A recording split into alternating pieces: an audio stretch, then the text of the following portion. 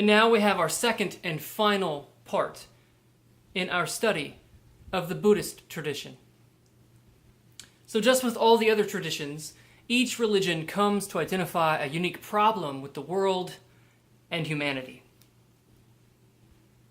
For Buddhism, the problem is dukkha, suffering, dissatisfaction, and the solution to suffering is to follow the Eightfold Path. The ultimate goal for Buddhism is nirvana or paranirvana.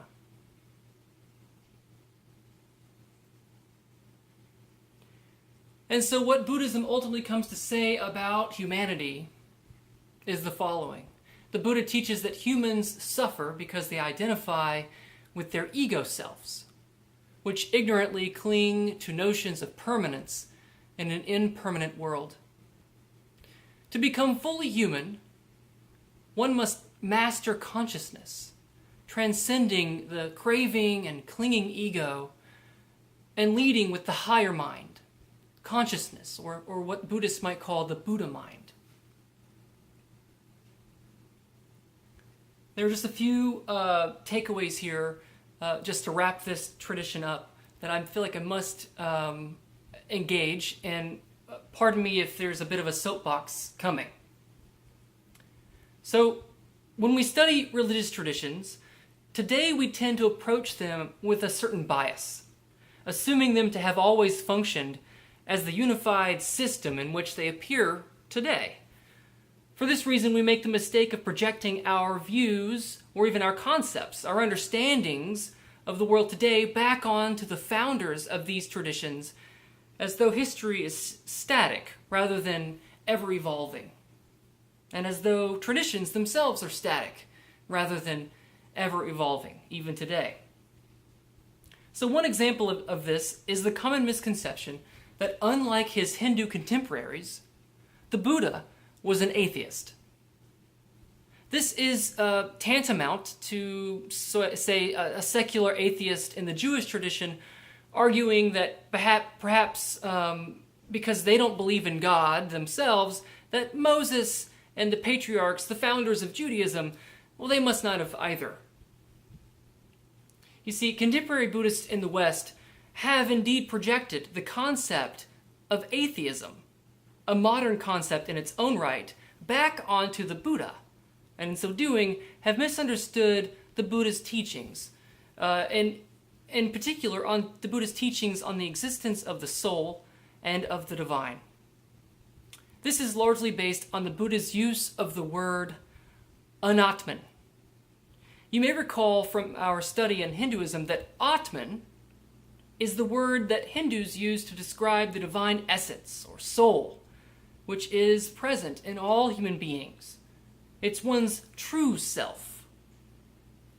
When an, A-N, is added to a word, it is done so to negate the word. So, for example, some have translated an Atman as no self or no soul, leading many to conclude that the Buddha taught that humans possess no self and no soul, and by association that there are no divine beings, gods, or Brahman.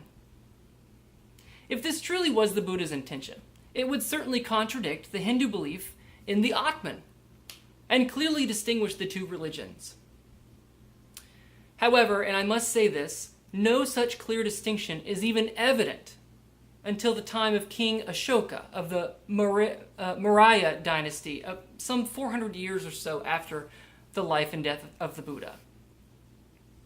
So, that being said, given the context, a better translation of anatman would be something more like non-self or false self. You see, the Buddha wasn't suggesting that humans have no self or no soul. He was encouraging his followers to investigate their false self. Let me put it this way. If the Hindu tradition emphasizes the need to discover one's Atman, or the true self, Well, then the Buddhist tradition emphasizes the need to discover and detach from the anatman, or one's false self. These two paths offer two sides of the same coin when it comes to this particular issue.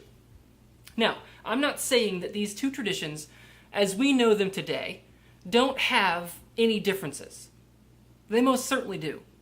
And as they developed and eventually grew apart, those differences are what made them separate. So, what I am saying is that this particular point, the point of Atman and Anatman, I must contend that Buddhism and Hinduism, they do agree. At least they did during the time of the Buddha. Well, I'll just say that. So when the Buddha taught about the Anatman, he was describing it as the ego self, the part that is not permanent and unchanging, and thus not one's true self.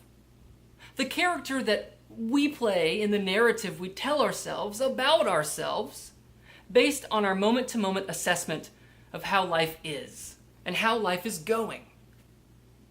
So basically, we can't know who we are, says the Buddha, until we know who we aren't.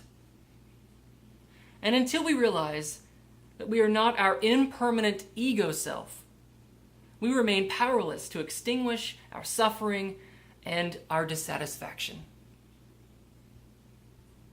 So that's Buddhism.